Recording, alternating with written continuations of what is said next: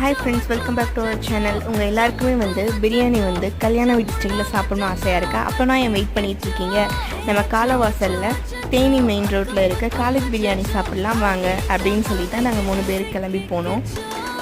வாழை இலையில் தண்ணிலாம் தெளித்து நல்லா ரெடி பண்ணி வச்சுட்டோம். சுட சுட பிரியாணி, தயிர் பச்சடி, தால்ச்சா, பிரெட் அல்வா, கிரேவி, பரோட்டா, 65 அப்படின்னு சொல்லிட்டு லிஸ்ட் அடிக்கிட்டே போனாங்க. உண்மையாகவே ஒரு கல்யாண பிரியாணி தான் சாப்பிட்ட மாதிரி இருந்துச்சு. கல்யாண பந்தியில் உட்காந்து சாப்பிட்ட மாதிரி ஒரு செம ஃபீல்.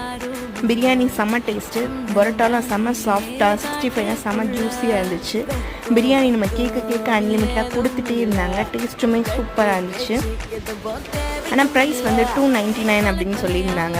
ஆனால் நாங்கள் போனப்போ ப்ரைஸ் இன்க்ரீஸ் ஆகிடுச்சு. 332. லாஸ்ட்டாக ஒரு பீடா குல்ஃபியோட சூப்பராக கல்யாண ஸ்டைலில் நம்மளோட காலேஜ் பிரியாணி இன்ட்ரடியூஸ் பண்ணேன். பந்தி பிரியாணி சாப்பிட்டுட்டு முடிச்சாச்சு. நெக்ஸ்ட் வீடியோவில் பார்க்கலாம். தேங்க்யூ.